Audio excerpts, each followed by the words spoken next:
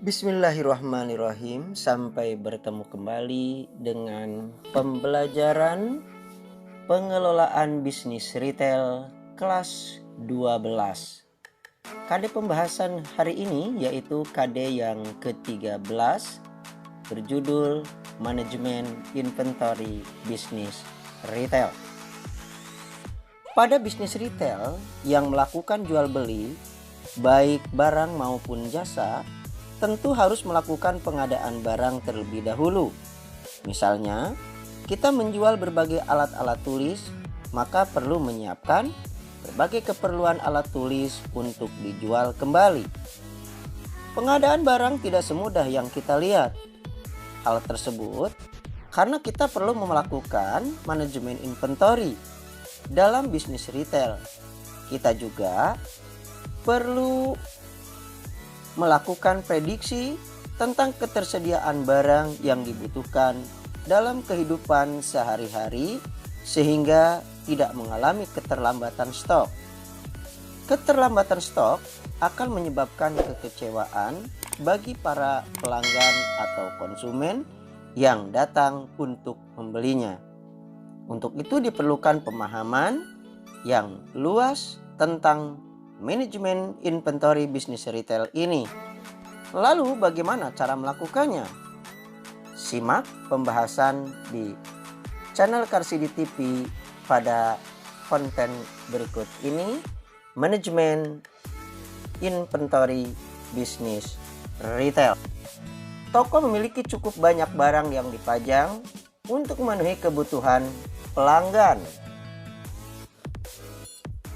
Adapun melakukan persediaan atau stocking menjadi aktivitas yang menggabungkan semua daftar barang dagangan yang saat ini berada di dalam retail serta melihat persediaan barang yang habis lewat pengumpulan barang atau stock in hand yang tersisa. Apa sih pentingnya menerapkan manajemen inventory? Pertama, memiliki dan meletakkan produk yang tepat di stok sehingga Anda dapat memaksimalkan kepuasan pelanggan. Setiap produk harus siap di stok. Jadi, jika ada penjualan yang tinggi, maka tidak kehabisan stok atau kehabisan barang. 2. Tidak memiliki stok yang tepat pada persediaan akan menimbulkan biaya pada beberapa aspek.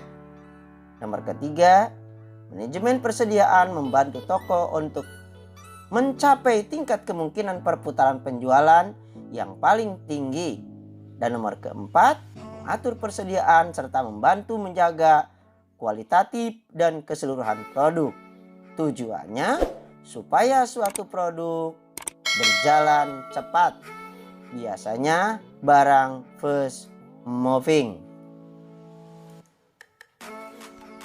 Ruang lingkup manajemen inventory. Fungsi pengendalian persediaan. Beberapa fungsinya adalah sebagai berikut. 1. Menetapkan jumlah barang yang harus disimpan sebagai sumber daya agar tetap ada. 2. Sebagai penyangga proses produksi atau buffer sehingga proses operasi dapat berjalan terus. Nomor ketiga, mengurangi resiko perubahan harga akibat inflasi dan kenaikan harga pemasok. Nomor keempat, menghindari kekurangan atau kelebihan bahan atau produk yang akan dijual. Ruang lingkup yang kedua adalah biaya-biaya dalam persediaan pada usaha bisnis retail. Berikut beberapa biaya yang perlu disiapkan dalam bisnis retail. Pertama, biaya pemesanan atau order cost. 2. Biaya penyimpanan atau holding cost atau carrying cost. Nomor ketiga, biaya kehabisan atau kekurangan persediaan bahan, shortage cost. Kemudian nomor keempat, biaya persiapan, setup cost. Penyebab kehabisan persediaan atau stok. Di antaranya, 1. Kehabisan stok dapat disebabkan oleh kegagalan toko merencanakan display dengan benar atau terjadinya keterlambatan mengisi ulang stok barang, terutama di dalam display. 2. Pemesanan yang buruk, pengisian stok maupun pemajangan serta yang berada di tataran supplier, misalnya keterlambatan pengiriman. Kehabisan persediaan atau stok dapat mencerminkan buruknya manajemen pengelolaan persediaan pada toko dan menyebabkan masalah besar seperti pengurangan kesetiaan pelanggan dan tentu akan menimbulkan kerugian penjualan yang tidak dapat terelakkan. Berikutnya, pengendalian persediaan dalam usaha bisnis retail berakibat atau berdampak kepada minimalis risiko keterlambatan barang, menjamin kelancaran arus barang, pelayanan terbaik kepada pelanggan, dan menekan pengadaan barang. Maksudnya, waktu kedatangan barang pesanan tepat, jumlah barang yang disimpan cukup, dan keamanan atau jumlah safety stock aman. Pendekatan manajemen persediaan. Yang pertama adalah Economic Order Quality atau EOQ. Pengertian EOQ identik dengan jumlah pemesanan yang paling ekonomis, yaitu jumlah pembelian barang yang meminimalkan jumlah biaya pemeliharaan barang di gudang dan biaya pemesanan setiap tahun. Bentuk rumus EOQ adalah sebagai berikut. Biaya pesan atau ordering cost sama dengan biaya pesan per order kali kebutuhan per periode per jumlah persediaan dalam unit. Akibatnya akan timbul biaya simpan atau biaya penyimpanan yang disebut dengan carrying cost. Biaya simpan atau carrying cost sama dengan C atau biaya simpan per periode kali jumlah persediaan dalam unit dibagi 2.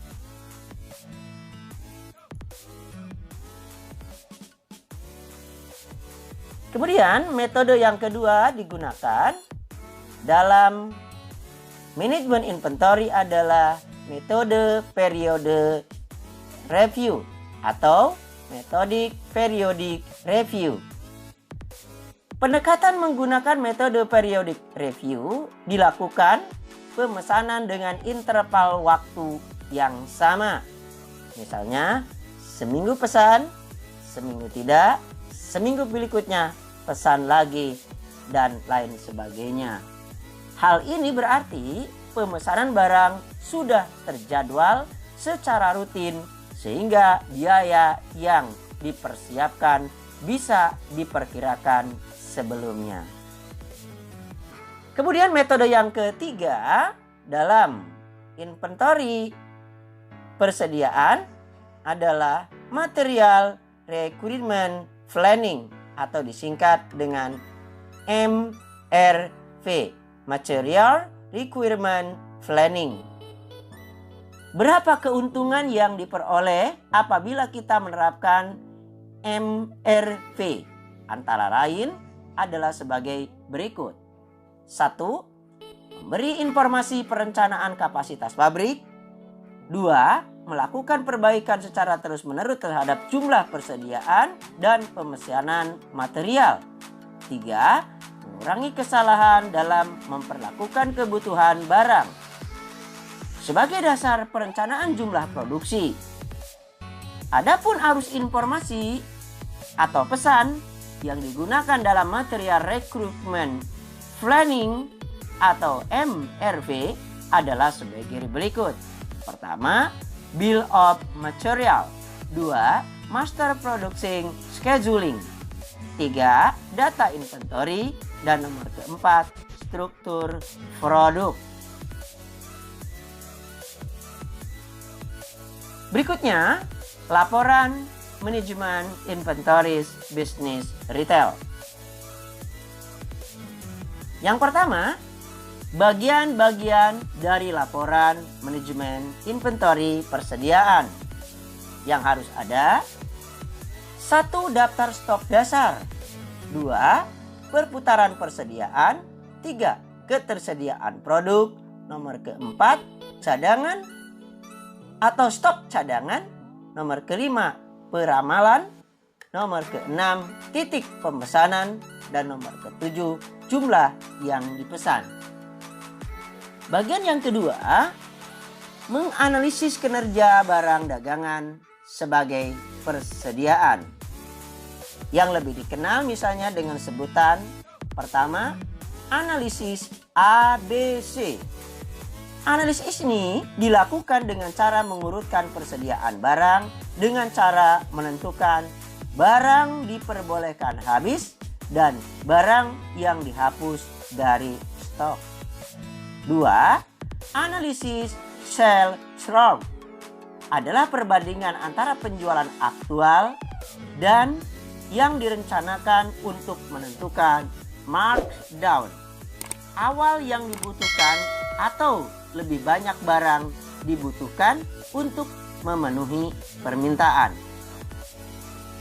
Nomor ketiga, untuk menganalisis kinerja barang dagangan sebagai persediaan adalah metode multi atribut. Metode ini digunakan untuk mengevaluasi penjual dengan menggunakan nilai rata-rata berbobot sehingga untuk tiap penjual.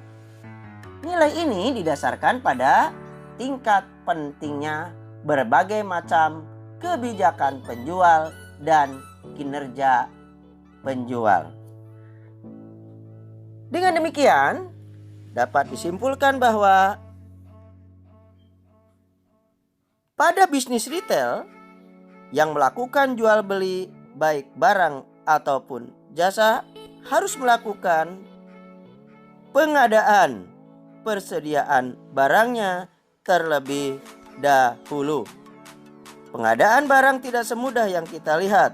Hal tersebut karena kita perlu melakukan manajemen inventory dalam bisnis retail. Dan tentunya kita juga perlu melakukan prediksi tentang ketersediaan barang yang dibutuhkan dalam kehidupan operasional toko atau usaha yang kita jalankan. Jangan sampai kita sering melihat berbagai promosi yang dilakukan untuk memasarkan produk. Guna melakukan promosi, kita terlebih dahulu perlu memahami konsep manajemen inventory. Hal ini agar barang yang disiapkan dengan barang yang kita tawarkan sesuai. Sebab kalau terjadi pemasaran atau promosi yang gencar, sementara perusahaan atau toko tidak siap dengan lonjakan permintaan dari para pelanggan atau para konsumennya, yang jelas akan mengecewakan konsumen. Kalau sudah mengecewakan konsumen, dimungkinkan cepat atau lambat kepada perusahaan yang kita jalankan akan kurang kepercayaannya, yang pada akhirnya akan mengakibatkan usaha kita menjadi tersendat. Dan tentunya ini yang tidak kita harapkan. Demikian, sampai berjumpa kembali di pembahasan pembelajaran pengelolaan bisnis retail berikutnya untuk masa yang akan datang. Terima kasih. Assalamualaikum warahmatullahi wabarakatuh.